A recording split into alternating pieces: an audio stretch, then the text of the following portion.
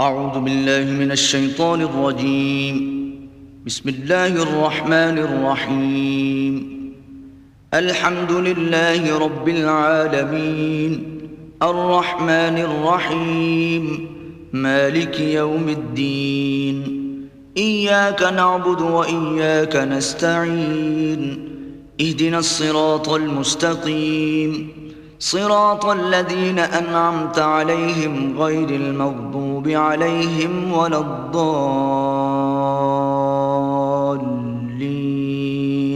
بسم الله الرحمن الرحيم. قل هو الله أحد الله الصمد لم يلد ولم يولد ولم يكن له كفوا أحد. بسم الله الرحمن الرحيم. قل هو الله أحد الله الصمد لم يلد ولم يولد ولم يكن له كفوا أحد. بسم الله الرحمن الرحيم. قل هو الله أحد الله الصمد لم يلد ولم يولد ولم يكن له كفوا أحد. رحم اللہ من قرأ الفاتحہ.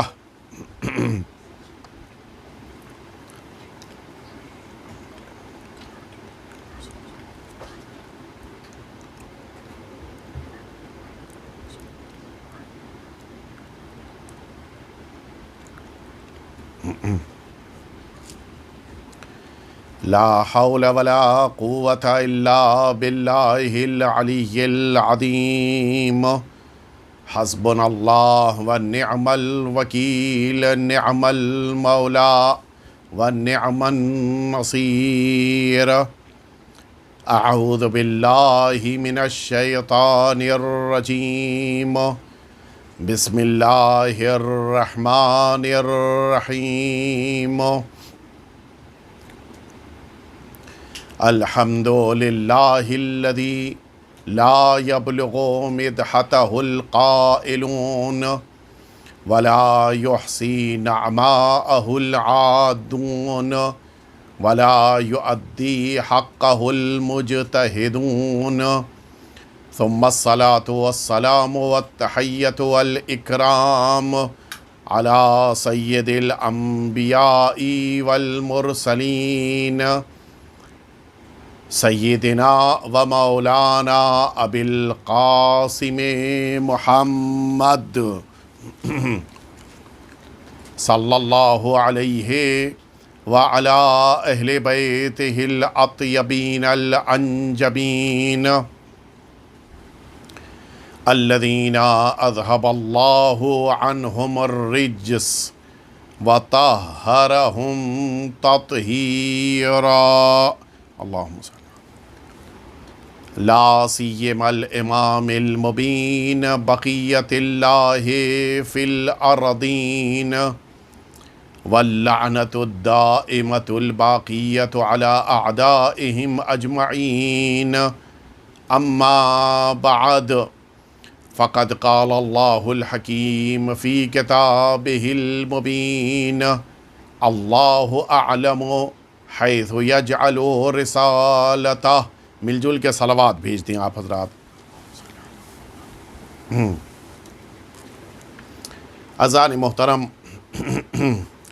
خطبات امام سجاد علیہ الصلاۃ والسلام کے عنوان کے تحت آپ نے کل کی مجلس کو سماعت فرمایا.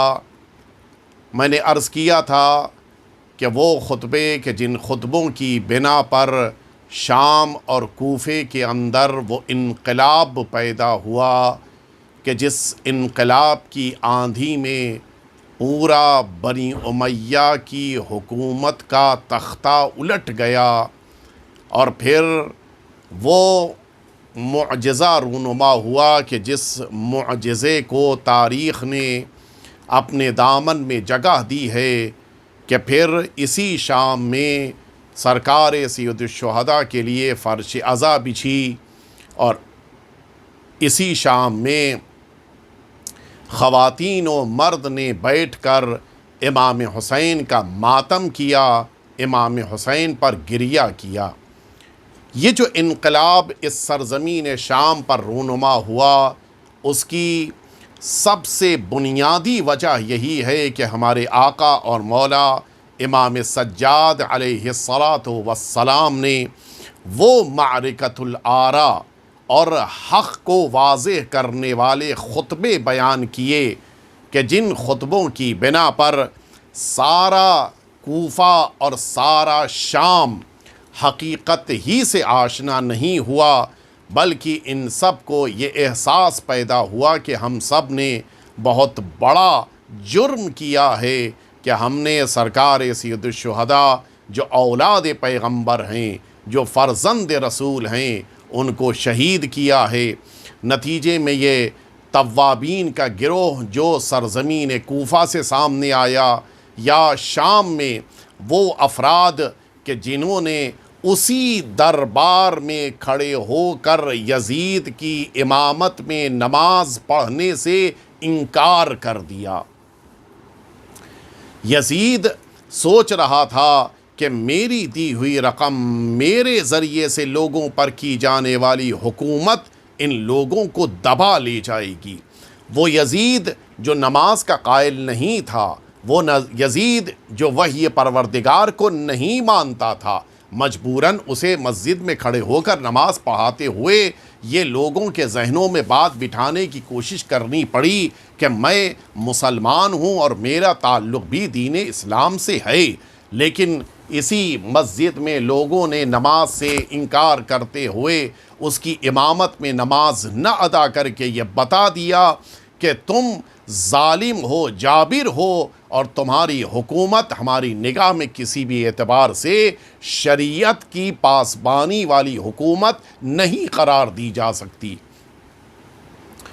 میں نے کل عرض کیا تھا کہ آقا امام سجاد علیہ السلام جس موقع کے اوپر اس دربار میں موجود ہیں کہ جو اس زمانے میں جامع اموی بھی کہلاتی تھی اور جس میں مسجد بھی تھی اور جس میں لوگ نماز بھی ادا کرتے تھے، اس مسجد میں لوگ آئے ہیں تاکہ نماز پڑھیں، وضو کر کے آئے ہیں، عبادتوں کے لیے بھی آئے ہیں، اور ادھر دربار بھی سجا ہوا ہے، اس لیے کہ مسجد کا ایک حصہ جو اچھا خاصا بڑا حصہ ہے وہ دربار کے طور پر استعمال ہوتا تھا۔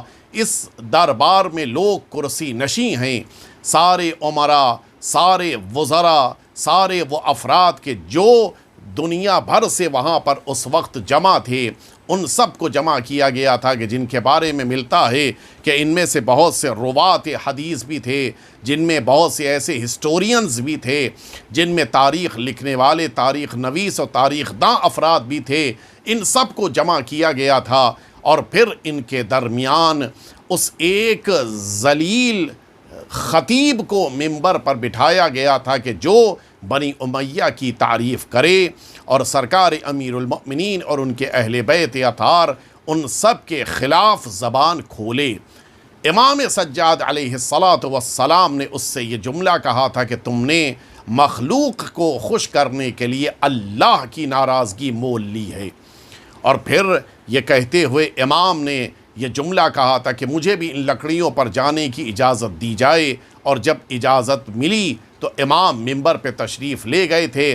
کل تک میں نے عرض کیا تھا کہ امام نے حمد پروردگار، ثنائے پروردگار کو انجام دیا، اور وہ باتیں کہ جن باتوں تک انسانی ذہن پہنچ بھی نہیں سکتے تھے، ان باتوں کو فصاحت و بلاغت کے ساتھ امام نے اس دربار میں بیان فرمایا۔ امام کے خطبے کا اگلا ٹکڑا، اگلا حصہ کہ جو کل کی تقریر جو میں نے عرض کیا تھا اس کے بعد کا فقرہ ہے، مولا فرماتے کہ ایھا الناس اعطینا ستا وفضلنا بسبع۔ مولا فرماتے اے لوگو، میں نے جیسا پہلے بھی عرض کیا تھا کہ یہ لوگ وہ ہیں کہ جو مسجد میں نماز کے لیے آئے ہیں۔ مولا نے نہ مومن کہا نہ مسلمان کہا، بلکہ لوگ کہہ کر خطاب کیا۔ مولا سمجھانا چاہ رہے تھے کہ صرف نماز انسان کے لیے کافی نہیں ہے، صرف انسان کا وضو اللہ کی بندگی اور اللہ سے قربت حاصل کرنے کے لیے کافی نہیں ہے، بلکہ وہ نماز، وہ انسان کا وضو، وہ عبادت کہ جس عبادت میں محبت اہل بیت اطہار شامل ہو انسان کو مؤمن اور مسلمان بناتی ہے۔ لہٰذا امام نے لوگوں کو ایھا الناس کہہ کر خطاب کیا، اور اس کے بعد فرماتے ہیں کہ ہمیں عطا کیا گیا ہے وہ 6 چیزیں کہ جن 6 چیزوں میں ہم سب سے زیادہ آگے ہیں، ہمارا مقابلہ دنیا میں کسی سے نہیں ہے۔ وَفُضِّلْنَا بِالسَّبْعِ، اور 7 چیزیں ہیں کہ جن کی بنا پہ ہمیں فضیلت دی گئی ہے۔ دیکھیں، جو بھی حاکم ہوتا ہے اس کا مزاج یہ ہوتا ہے کہ دنیا کی ساری تعریفیں مجھ سے متعلق ہو جائیں اور دنیا کی ساری برائیوں کو میرے سے دور کر دیا جائے۔ اس وقت حاکم ہے یزید، پستیوں میں، پلیدیوں میں، خرابیوں میں، نجاستوں میں، غلاظتوں میں ڈوبا ہوا ہے، لیکن امید اسی بات کی ہے کہ ساری اچھائیوں کو ہم سے منسوب کر دیا جائے اور ساری برائیوں کو ہمارے دشمنوں سے منسوب کر دیا جائے۔ لیکن یہاں عالم یہ ہے کہ امام نے پہلا ہی جملہ فرمایا کہ 6 فضیلتیں ہم کو عطا کی گئی ہیں اور 7 عظمتیں ہیں کہ جو صرف ہمارے پاس ہیں، ان میں کسی ایک کا بھی ہمارے ساتھ ہونا ممکن نہیں ہے۔ مولا فرماتے ہیں کیا حال ہوا ہوگا اس موقع پر یزید کا، جب یہ پتہ چل رہا ہوگا کہ لوگوں کے سامنے ہماری ساری حقیقت کھل کے سامنے آ رہی ہے۔ مولا فرماتے ہیں کہ پروردگار نے جن فضیلتوں کو ہمیں عطا فرمایا ہے، اعطینا العلم، سب سے بڑی فضیلت یہ ہے کہ پروردگار نے مجھے علم عطا کیا ہے۔ آپ غور تو فرمائیں، یہ وہ علم ہے کہ جس کی بنا پر امام اس بھرے دربار میں دشمن کے سامنے یہ اعلان کر رہے ہیں کہ رب العزت نے مجھے علم عطا کر کے اس لوگوں کے درمیان سب سے زیادہ با فضیلت، سب سے زیادہ با عظمت قرار دیا ہے۔ جو علم پروردگار عطا کرتا ہے وہ علم دنیا میں اس کا کوئی مقابلہ نہیں کر سکتا، اور علم کو پروردگار نے اہل بیت اطہار کو عطا فرمایا ہے۔ اس علم کے مقابل میں دنیا میں کوئی آ نہیں سکتا ہے۔ یہ علم اتنا اہمیت رکھتا ہے کہ پروردگار نے اسی قرآن مجید نے جس موقع کے اوپر اس قوم نے آ کر پوچھا تھا کہ ہم کو اس حاکم کی ضرورت ہے جو نبی پروردگار ہو، اور جب نبی نے یہ خبر دی تھی کہ تمہارے لیے اس شخص کو حاکم بنایا گیا ہے طالوت کو، اور اس موقع کے اوپر اس قوم نے یہ جملہ کہا تھا کہ ان کے پاس تو کچھ نہیں ہے، اس موقع کے اوپر بھی اللہ نے یہ بات بتائی تھی کہ نبی کے ذریعے سے کہ اس نبی کے پاس تمہاری نگاہ میں ہو سکتا ہے کچھ نہ ہو، لیکن بسطتاً فی العلم والجسم، 2 چیزیں ہیں کہ جو 2 چیزوں میں سے ایک علم ہے، ایک جسم کی شجاعت اور بہادری ہے۔ یہ دونوں چیزیں ہیں، یعنی جو اللہ کا نمائندہ ہوتا ہے اس کے پاس علم ہونا چاہیے، علم کے بغیر وہ منصب پروردگار کا حقدار نہیں ہو سکتا۔ اور دنیا میں سارے انسانوں نے یہ منظر دیکھا ہے کہ بقیہ سب کچھ چھین کر لے جانے کی کوشش میں لگے رہے، لیکن ان کو علم پروردگار نہیں ملا۔ منصب چھیننے کی کوشش کی، مقام چھیننے کی کوشش کی، حتیٰ فتق چھیننے کی، سب کچھ لینے کی کوشش کی، لیکن ان کے پاس علم نہیں آیا۔ علم اس گھرانے میں ہے کہ جس گھرانے کو پروردگار نے اس کائنات میں سب سے زیادہ بافضیلت قرار دیا ہے، اور اسی لیے سرکار ختمی مرتبت نے یہ جملہ فرمایا تھا کہ انا مدینۃ العلم وعلی بابھا، میں شہر علم ہوں اور علی اس کے دروازہ ہیں۔ من اراد العلم والحکمت فلیأتها من بابھا، جس کو علم اور حکمت کی طلب ہو وہ آئے، دروازے کے اوپر آئے، وہ کہیں اور سے آنے کی کوشش نہ کرے۔ شریف دروازے سے آتا ہے، دیواریں پھاند کر آنے والا کچھ بھی ہو جائے شریف نہیں ہو سکتا ہے۔ حضور اکرم فرما رہے ہیں کہ علم چاہیے ہے، دروازے پہ آؤ، اور لوگوں کو دروازے پہ آنا نہیں ہے۔ تو اب نتیجہ یہ نکلا کہ جو دروازے پر آیا نہیں اسے علم پیغمبر ملا نہیں، اور جس کے پاس بھی علم پیغمبر ہے اس کے معنی یہ ہے کہ وہ دروازے تک آیا ہے۔ تو علم پیغمبر کو حاصل کرنے کے لیے سرکار امیر المؤمنین کے پاس آنا ہوگا، اور امیر المؤمنین کا علم اولاد امیر المؤمنین میں امام بعد امام آتا رہا ہے۔ تو یہ علم وہ ہے کہ جس علم کی بنا پر امام نے دربار یزید میں فخر کیا ہے۔ وَكُلَّ شَيْءٍ أَحْصَيْنَاهُ فِي إِمَامٍ مُبِينٍ، قرآن مجید کہہ رہا ہے کہ تمام علم کو ہم نے احصا کر دیا ہے امام مبین کے اندر۔ تو اب جسے اللہ امام مبین کہتے ہوئے انہیں علم عطا کر دے، کیا یہ ممکن ہے کہ وہ یزید جیسے فاسق و فاجر کے سامنے سرنگو ہو جائے اور اسے تسلیم کرتے ہوئے اس کی بیعت کر لے؟ یہ ممکن نہیں ہے۔ سب سے پہلا حملہ جو امام کی طرف سے ہو رہا ہے، سب سے پہلا اٹیک جو ہو رہا ہے یزید کے اوپر، وہ اسی سلسلے میں ہو رہا ہے کہ تم لاکھ حکومت پہ قابض ہو جاؤ، لیکن علم پروردگار نے ہمارے گھرانے میں رکھا ہے۔ اور میں عرض کروں کہ دنیا اہل بیت اطہار کے علم کا کبھی مقابلہ نہیں کر سکتی ہے۔ ساری چیزیں ہیں، لیکن جب بھی علم کی ضرورت ہوگی تو اہل بیت اطہار کے دروازے پہ آنا ہوگا۔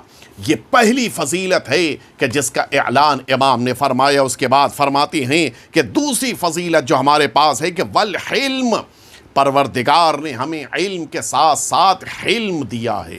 پروردگار نے ہمیں علم کے ساتھ ساتھ صبر کرنے کا طریقہ سکھایا ہے۔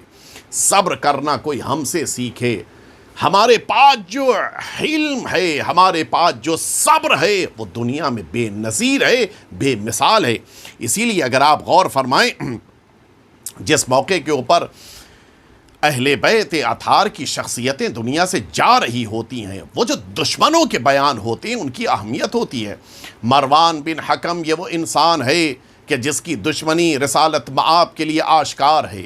یہ وہ انسان ہے کہ جس کی دشمنی امیر المؤمنین کے لیے آشکار ہے۔ یہ وہ آدمی ہے کہ جس کی دشمنی امام حسن مجتبیٰ کے لیے سب جانتے ہیں۔ یہی وہ انسان ہے کہ جس نے امام حسن مجتبیٰ علیہ السلام کے جنازے پر تیر برسوائے ہیں۔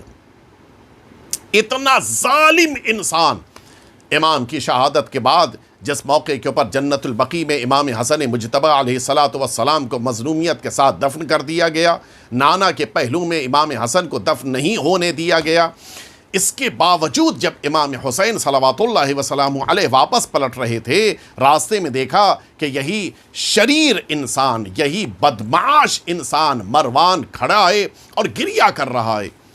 امام نے بڑی حیرت سے اس کو دیکھتے ہوئے، امام حسین علیہ السلام سید الشہداء، امام نے اسے حیرت سے دیکھا کہ اچھا ابھی کچھ دیر پہلے تم نے تیر برسائے تھے اور اب کھڑے ہو کے رو رہے ہو۔ اس نے اس موقع پر جواب دیا تھا کہ تم سب نے، آپ سب نے، بنی ہاشم نے ایک ایسے انسان کو سپرد لحد کیا ہے جو صبر میں پہاڑ تھا۔ یہ دشمن کہہ رہا ہے، تیر برسانے والا دشمن اقرار کر رہا ہے کہ حلم اور صبر کے میدان میں امام حسن مجتبیٰ اس بلندی پر تھے کہ صبر کا پہاڑ شمار ہوتے تھے۔ آپ سوچیں کیسا صبر ہے امام حسن مجتبیٰ کا۔ یہ گھرانہ صبر کرنے والا گھرانہ ہے، اور اسی لیے سرکار سید الشہداء امام حسین میدان کربلا میں آپ دیکھیے صبر کا وہ مجسم نمونہ ہے کہ جن کی مثال تاریخ نہیں پیش کر سکتی ہے۔ ایسے ایسے مظالم سرزمین کربلا پہ سرکار سید الشہداء پہ ڈھائے گئے ہیں، لیکن ان کے باوجود امام حسین کا صبر ہے جو بے مثال ہے۔ آپ کے ہاتھ بد دعا کے لیے نہیں اٹھے ہیں۔ آپ نے کبھی کسی موقع کے اوپر ان دشمنوں کے لیے وہ بات نہیں کہی کہ جس کی بنا پر یہ کہا جا سکے کہ صبر کا پیمانہ لبریز ہو گیا ہو۔ ممکن نہیں تھا۔ اسی سے محسوس ہوتا ہے، اور یہ صبر وہ چیز ہے کہ جس پر ہمارے چوتھے امام نے یزید کے دربار میں کھڑے ہو کر اعلان کیا کہ پروردگار نے علم کے ساتھ ہمیں صبر عطا کیا ہے۔ اس کے بعد فرماتے ہیں کہ پروردگار نے والسماحہ، پروردگار نے ہم سب کو سخاوت عطا کی ہے۔ پروردگار نے ہمیں وہ سخاوت دی ہے کہ جس کا مقابلہ نہ یزید کر سکتا ہے، نہ یزید کے باپ دادا، کسی کے اندر یہ مجال نہیں ہے جو اہل بیت اطہار کی سخاوت کا مقابلہ کر سکے۔ یہ اہل بیت اطہار کا گھرانہ تو اتنا عظیم ہے کہ دنیا میں کسی نے بھی نماز کی حالت میں سخاوت کا مظاہرہ نہیں کیا ہوگا سوائے امیر المؤمنین صلوات اللہ وسلامہ علیہ کے۔ اللہ نے بھی اس سخاوت امیر المؤمنین کے لیے اپنی بارگاہ سے وہ آیت نازل کی کہ انما ولیکم اللہ ورسولہ والذین آمنوا الذین یقیمون الصلاۃ ویؤتون الزکاۃ وہم راکعون۔ بس اور بس ولی ہے اللہ، ولی ہے اللہ کا رسول، اور وہ کہ جو نمازیں قائم کرے اور حالت رکوع میں اللہ کی راہ میں صدقہ دے۔ آپ نے توجہ فرمائی، سخاوت بندہ اللہ کی بارگاہ میں کرتا ہے تو اللہ کی بارگاہ سے آیت نازل ہوتی ہے۔ یہ تو اتنا سخی گھرانہ ہے کہ جس موقع کے اوپر روزہ رکھا ہے، گھر میں سارے افراد روزے سے ہیں، اور دروازے کے اوپر مانگنے والا آ رہا ہے، کبھی مسکین آ رہا ہے، کبھی یتیم آ رہا ہے، کبھی دروازے پہ آنے والا اسیر ہے، اور گھر میں موجود سارے افراد اپنے دسترخوان سے ساری غذا کو اٹھا کر دے رہے ہیں، کچھ بھی بچا کے نہیں رکھا۔ اور پھر اللہ کی بارگاہ سے آیت نازل ہوتی ہے کہ وَيُوفُونَ بِالنَّذْرِ وَيَخَافُونَ يَوْمًا كَانَ شَرُّهُ مُسْتَطِيرًا۔ اللہ کی محبت میں یہ رزق اور اپنے روٹی کو دے رہے ہیں، وَيُطْعِمُونَ الطَّعَامَ عَلَى حُبِّهِ مِسْكِينًا وَيَتِيمًا وَأَسِيرًا۔ اللہ کی محبت میں یہ طعام دے رہے ہیں، کس کو دے رہے ہیں؟ اس کو دے رہے ہیں جو مسکین بن کے آ رہا ہے، اسے دے رہے ہیں جو یتیم بن کے آ رہا ہے، اسے دے رہے ہیں جو اسیر۔ یہ تین دنوں میں آئے ہیں، اور اہل بیت اطہار 3 دنوں تک بھوکے رہے ہیں، لیکن سخاوت کا یہ عالم ہے کہ سب اپنے دسترخوان سے اٹھا کر دے دیا، کچھ بھی بچا کر نہیں رکھا۔ اللہ نے بھی اسی لیے اس سخاوت کے لیے اپنی بارگاہ سے آیت کو نازل فرمایا ہے۔ کتنی عظیم ہے یہ بارگاہ، آپ ذرا غور تو کریں۔ یہی یزید ہے کہ جس موقع کے اوپر اس کا باپ اسی مدینہ طیبہ میں آیا ہے، اور اس مدینے میں بیت المال کے دروازے کو کھول کے مدینے میں موجود افراد کے درمیان بانٹا جا رہا ہے۔ صبح سے ہو گئی دوپہر، دوپہر سے ہو گئی شام، یہ سارا مدینے والوں کا جمع کیا ہوا مال تھا جو انہیں واپس دیا جا رہا ہے، اور کالر ٹائٹ کیا جا رہا ہے کہ یہ ہم دے رہے ہیں۔ اس موقع کے اوپر جب شام سورج ڈوبنے لگا اور ہمارے دوسرے امام حسن مجتبی علیہ السلام مسجد میں نماز کے لیے تشریف لائے، اور اس موقع کے اوپر اس یزید کے والد نے دیکھا کہ وہ آ رہے ہیں کہ جو کائنات کے سب سے عظیم گھرانے سے ہیں۔ دیکھا، اور دیکھنے کے بعد اپنے غلام سے کہا کہ صبح سے لے کے ابھی تک جتنا مال بانٹا گیا ہے اتنی مقدار میں ایک ساتھ مال لے کے آؤ اور ان کے حوالے کر دو۔ غلام نے دے دیا۔ امام نے نماز پڑھی، مسجد سے واپس پلٹنے لگے۔ جس موقع کے اوپر دروازے تک مولا پہنچے تو ظاہر ہے کہ جب انسان داخل ہوتا ہے تو جو اپنی نعلین کو اتارے گا اس کا رخ مسجد کی طرف ہوگا، جب واپس پلٹے گا تو اب اس کا رخ تو اپوزٹ سمت میں نہیں ہوگا، لہٰذا ایک غلام نے بڑھ کر نعلین کو سیدھی کر دیا تاکہ امام اس نعلین کو پہن کے اپنے بیت الشرف تشریف لے جائیں۔ وہ سارا مال جو پیچھے پیچھے غلام لے کے چل رہا تھا کہ اب ان کے گھر تک پہنچانا ہے، امام نے اس غلام سے کہا کہ یہ سارا مال اس جوتی سیدھی کر دینے والے غلام کو دے دیا جائے۔ غور فرمایا آپ نے، کہاں تو وہ لوگوں کے لوٹے ہوئے مال کو دے کر اپنی طرف منسوب کر رہا تھا، اور اس نے یہ کہا تھا کہ انا ابن الہند، میں ہند کا لڑکا ہوں جو اتنا مال بانٹ رہا ہوں۔ امام نے جب غلام کو یہ مال دیا تو فرمایا کہ انا ابن الزہرا، میں رسالت مآب کی بیٹی کا بیٹا ہوں، میرے لیے تو سخاوت اور بڑا حق ہے۔ تو کون مقابلہ کر سکتا ہے اس سخاوت میں اہل بیت اطہار کا؟ اور اسی لیے امام نے یزید کے دربار میں اس سخاوت کو اہل بیت اطہار سے مخصوص قرار دیا ہے۔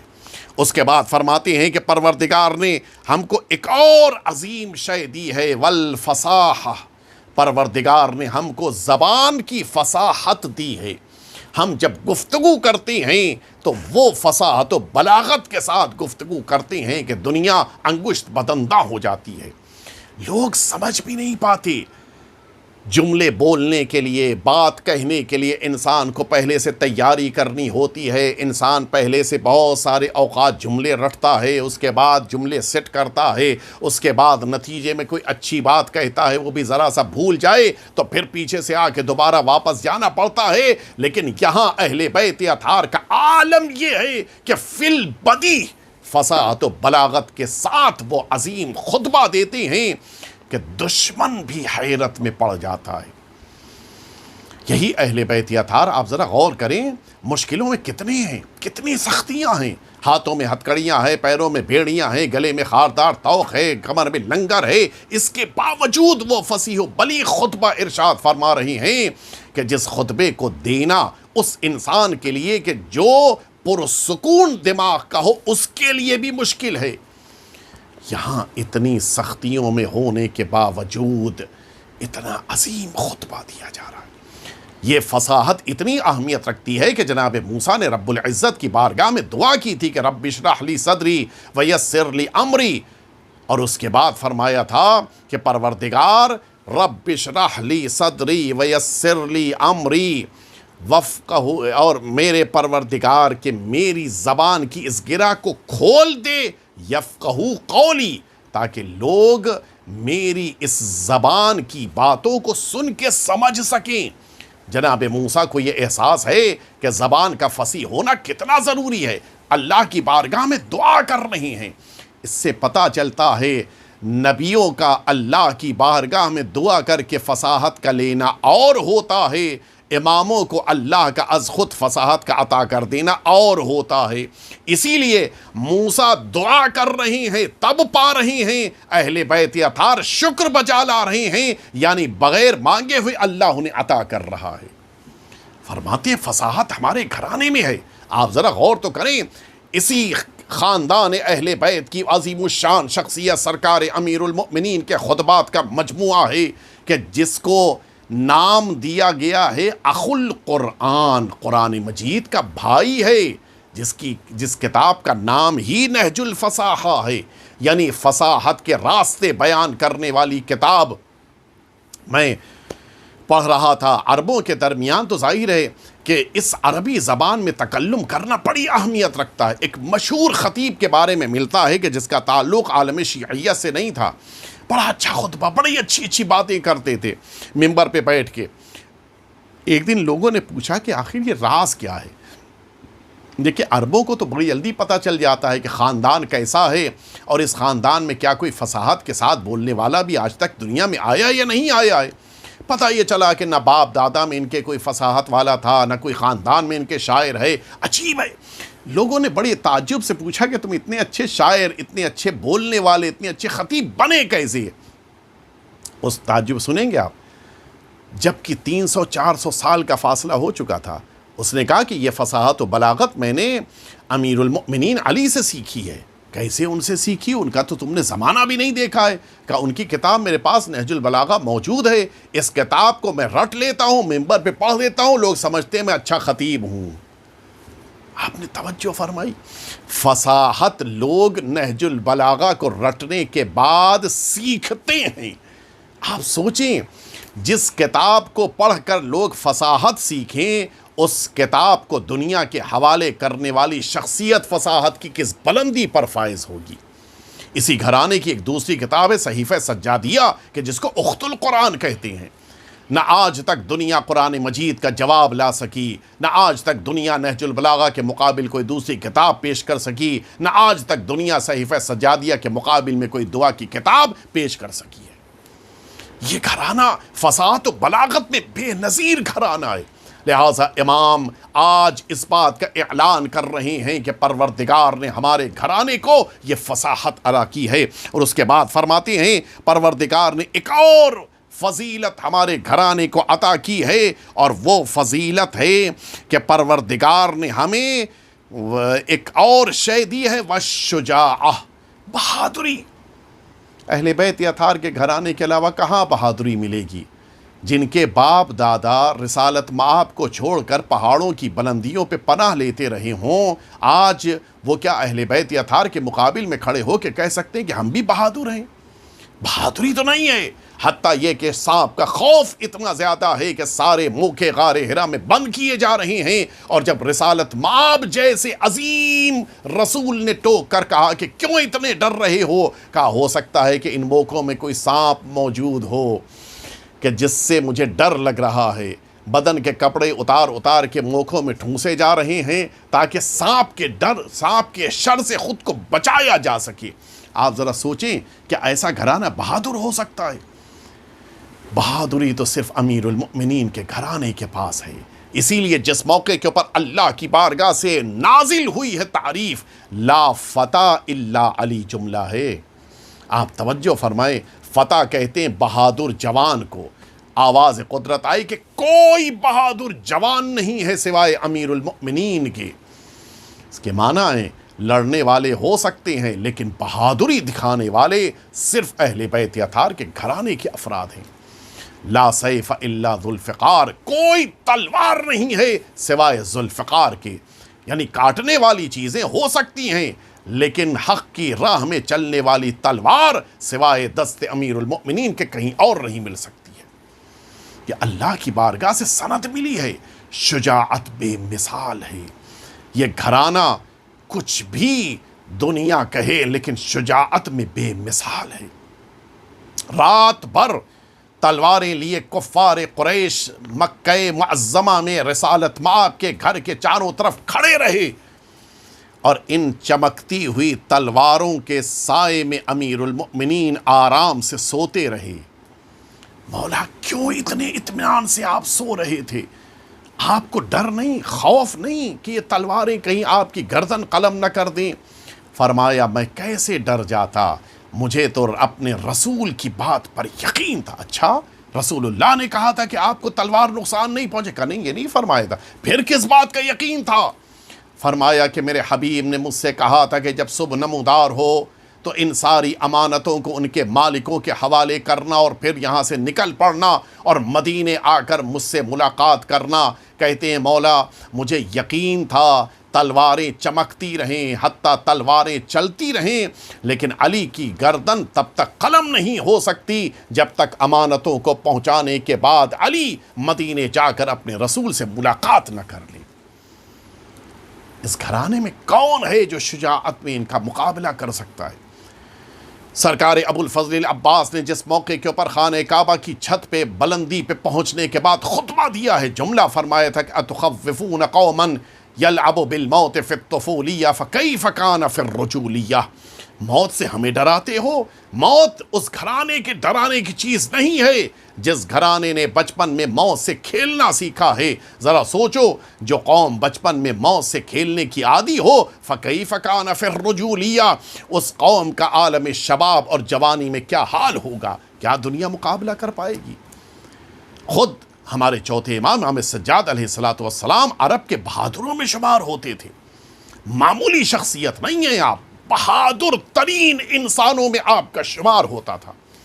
سرکار سید الشہداء اتنے زخموں کے باوجود، پیاسے ہونے کے باوجود، مسلسل مصائب و آلام برداشت کرنے کے باوجود جب تلوار لے کے میدان جنگ میں آئے ہیں تو دشمنوں کا بیان ہے کہ فوج اشقیہ اس طرح سے بھاگ رہی تھی کہ کوفے کی سرحدوں سے جا کے ٹکرا رہی تھی۔ اتنا مارکا تھا امام حسین کی اس لڑائی اور اس جنگ میں۔ شجاعت میں کون مقابلہ کرے گا ان اہل بیت اطہار کا؟ اسی لیے امام نے یزید کے دربار میں کھڑے ہو کر یہ بات برسر اعلان کہی کہ اپنے محل میں بیٹھ کر اپنے کارندوں کو حکم دے کر امام حسین کو شہید کروا دینا اور ہوتا ہے، میدان میں ڈٹ کر دشمنوں کا مقابلہ کرنا اور ہوتا ہے۔ تم بزدل قوم ہو، تم اہل بیت اطہار کے مقابل میں تو کھڑے بھی نہیں ہو سکتے، لہٰذا اس کو بطور فضیلت امام نے بیان فرمایا۔ اور اس کے بعد اگلا جملہ فرماتے ہیں والمحبہ فی قلوب المؤمنین، مولا فرماتے ہیں کہ پروردگار نے ہم کو جو ایک اور عظمت عطا کی ہے، ایک اور خاصیت ہے، وہ خاصیت یہ ہے کہ پروردگار نے مؤمنین کے دلوں میں ہماری محبت قرار دی ہے۔ آپ غور فرمائیے، مولا نے خطبہ شروع کیا تھا ایھا الناس کے ذریعے سے، دوران خطبہ جس موقع کے اوپر آپ اپنی ایک صفت کو بیان فرما رہے ہیں، یہ نہیں فرماتے کہ لوگوں کے دلوں میں ہماری محبت کو قرار دیا ہے، بلکہ امام فرماتے کہ والمحبہ فی قلوب المؤمنین، اللہ نے مؤمنین کے دلوں میں ہماری محبت کو رکھا ہے۔ اس کے کیا معنی ہے؟ اس کے معنی یہ ہے کہ مؤمن وہی ہے جس کے دل میں محبت اہل بیت اطہار ہے، اور برعکس ہے اگر محبت اہل بیت اطہار نہیں ہے تو اگر پیدائشی نام بھی اس کا مؤمن ہو، وہ مرتے مر جائے گا، مؤمن نہیں ہو سکتا ہے۔ مؤمن ہونے کے لیے محبت اہل بیت اطہار ضروری ہے۔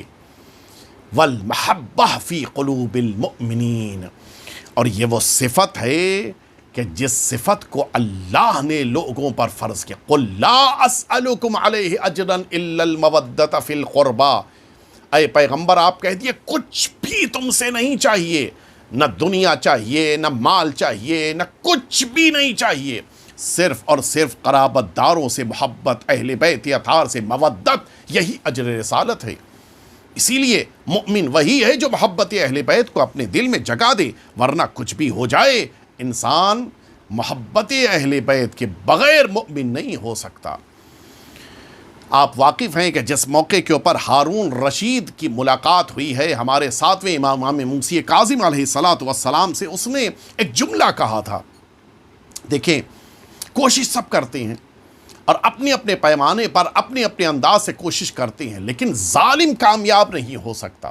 ہارون نے کہا تھا کہ فرزند رسول، نہ جانے کیا وجہ ہے، ہم مال خرچ کرتے ہیں، اور اس کے بعد جملہ کہا تھا کہ ہم محنت کرتے ہیں، مشقت کرتے ہیں، زحمتیں اٹھاتے ہیں، ہم تبلیغات کرتے ہیں، لوگوں کے درمیان خبریں نشر کرتے ہیں۔ تین کام کرتے ہیں، پیسہ خرچ کرتے ہیں، ساتھ ہی ساتھ ہم محنت کرتے ہیں، تیسرے ہم خبریں نشر کرتی ہیں۔ تینوں کام ہمارے ہوتے ہیں۔ مال بیت المال سے لوگوں کو دیا جاتا ہے، زحمت، محنت، مشقت، لوگوں کے لیے سال بھر محنت کرتے رہنا، فوجوں کو سنبھالتے رہنا، سرحدوں کی حفاظت، سارے کام ہم کرتے رہتے ہیں، حتیٰ ہم تبلیغات بھی اہل بیت اطہار کے خلاف کرتے ہیں، لیکن اس کے باوجود لوگ آپ سے محبت کرتے ہیں۔ آپ جواب سنیں گے، ہمارے ساتویں امام نے جواب میں فرمایا تھا کہ انا امام القلوب وانت امام الجسوم، ہم اہل بیت اطہار کے نمائندہ ہیں، میں لوگوں کے دلوں کا امام ہوں، تم لوگوں کے جسموں پہ حکومت کرتے ہو۔ فرق دیکھا آپ نے، دلوں پہ حکومت اور ہوتی ہے، جسموں پہ حکومت اور ہوتی ہے۔ اور اسی لیے جس موقع کے اوپر یہی ہشام بن عبد الملک خانہ کعبہ میں آیا ہے اور چاہتا ہے کہ خانہ کعبہ میں، ظاہر ہے کہ غرور ہوتا ہے، خاص طور سے حاکم کے گھرانے والوں کو بہت غرور۔ عبد الملک کا زمانہ ہے، ہشام حج کرنے کے لیے مکہ معظمہ شام سے آیا ہے، عالم یہ ہے کہ وہ چاہتا ہے کہ استسلام کرنے کے لیے حجر اسود کے سامنے جائے اور حجر اسود کو چومے، بوسہ لے، اور پھر اس کے بعد اپنا طواف شروع کرے، لیکن مجمع کیوں جگہ دے؟ بھئی آپ ہیں کون؟ آپ کس جگہ کتنی اہمیت رکھتے ہیں کہ آپ کے لیے خانہ کعبہ خالی کر دیا جائے؟ کوئی اپنی جگہ سے ہٹنے کو تیار نہیں ہے۔ آئیے مجمع میں دھکے کھائیے، اگر آپ کو بھی جگہ مل جائے تو حجر اسود تک چلے جائیے، پھر اس کے بعد طواف کر لیجئے گا۔ ایک بار، دو بار، چار بار، 8 بار تھک ہار کے جا کے دور کے بیٹھ گیا کہ نہیں میرے بس کا نہیں یہ طواف کرنا، حج کرنا۔ اچانک اس نے دیکھا ایک شخصیت بڑے وقار کے ساتھ خانہ کعبہ میں داخل ہوئی، سر پہ ایسا امامہ جو رسالت مآب کا امامہ، دوش پر ایسی عبا جو عبائے پیغمبر کے جیسی، لباس اتنا زیادہ سکون دینے والا، چہرہ اتنا پرکشش کہ ہشام بھی غور سے دیکھنے لگا۔ اور پھر اس نے عجیب معجزہ دیکھا، جو مجمع 1 انچ اپنی جگہ سے ہٹنے کے لیے تیار نہیں تھا، وہی مجمع اس شخصیت کو خانہ کعبہ میں داخل ہوتے ہوئے دیکھ کر کائی کی طرح پھٹنے لگا۔ سب ہٹ رہے ہیں، جلدی جلدی جگہ بنتی جا رہی ہے، اور دیکھا کہ وہ اسی وقار کے ساتھ آگے بڑھتے ہوئے تشریف لائے، حجر اسود کے سامنے کھڑے ہو کے انہوں نے استسلام کیا اور اپنے طواف کا آغاز کیا۔ سارا مجمع لگ رہا تھا کہ خود بخود ان کو جگہ دیتا جا رہا ہے۔ ان کے قدم خانہ کعبہ کی زمین پہ نہیں پڑ رہے تھے، لگ رہا تھا کہ عرش الہی کے اوپر یہ قدم پڑ رہے ہیں۔ اب تو جھنجھلا گیا، غصے میں آ گیا ہشام، کون ہے یہ؟ من ھذا؟ کس میں ہمت ہے کہ جو ایسے وقت میں تعریف کرے اور بتائے کہ یہ کون ہے؟ کون بتائے کہ یہ حسین کے فرزند ارجمند، رسول مقبول کے نواسے، امیر المؤمنین کے پوتے، امام سجاد علیہ السلام؟ کون بتا کون کہہ سکتا تھا؟ فرزدق اس موقع کے اوپر وہاں پہ کھڑے تھے، اچانک بول پڑے، نہیں جانتے تم تو سنو، ھذا الذی تعرف البطح وطأتہ والبیت یعرفہ والحل والحرم، تو نہیں جانتا تو میں بتائے دیتا ہوں، یہ وہ شخصیت ہیں جن کے قدموں کے نشان کو اللہ کا گھر اچھی طرح پہچانتا ہے، اللہ کا حرم، اللہ کے وہ مقدس مقامات ان کو پہچانتے، تو نہیں جانتا انہیں؟ یہ رسول کے گھرانے کی وہ برگزیدہ شخصیت ہیں کہ وہ جملہ کہتا ہے کہ اگر تشہد میں انہیں اشہد اللہ الہ، اگر وہاں پہ لا نہ کہنا پڑتا تو یہ اتنا سخاوت والا گھرانہ ہے کہ یہ زندگی میں کبھی کسی کو لا نہ کہتے، لا کہتے ہیں، نہ صرف کہتے ہیں تو اس موقع پر جب تشہد کہنا ہو، ورنہ کسی ضرورت مند کو انہوں نے آج تک زندگی میں لا نہیں کہا ہے۔ نتیجے میں فرزدق کے جس کو ابھی تک بیت المال سے پیسہ ملتا تھا بند کر دیا گیا۔ تم دشمن کی تعریف کرتے ہو؟ ہشام کے تو سینے پہ سانپ لوٹ گئے۔ امام کی اتنی تعظیم، اتنی محبت لوگوں کے دلوں میں ہے، ظاہر ہے کہ امام کی محبت کو اللہ نے لوگوں کے دلوں میں قرار دیا ہے۔ جسموں پر زبردستی حکومت کی جا سکتی ہے، لیکن دلوں کو محبت سے جیتا جا سکتا ہے۔ اللہ نے اس گھرانے کو محبت دی ہے، اور وہ محبت دی ہے کہ جس محبت کی بنا پر انسان اپنی جانوں کو ہتھیلی پہ لے کے ان کی خدمت میں حاضر ہو جاتا ہے۔ سنیں گے آپ محبت کا کیا حال ہے؟ بقیہ خطبے کے جملے انشاءاللہ امام کا خطبہ کل آپ کی خدمت میں عرض کروں گا، لیکن سنیں آپ امام کی محبت کا حال کیا ہے۔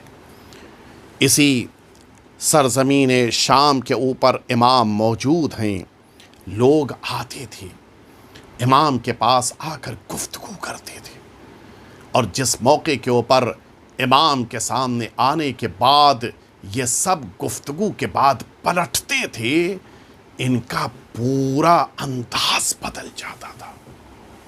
انہی لوگوں میں سے ایک شخص ہے سہل، کہ جس کے بارے میں بیان کیا ہے ہمارے بزرگ عالم دین نے اپنی کتاب اسرار الشہادہ میں مرحوم دربندی علیہ رحمت والرضوان نے۔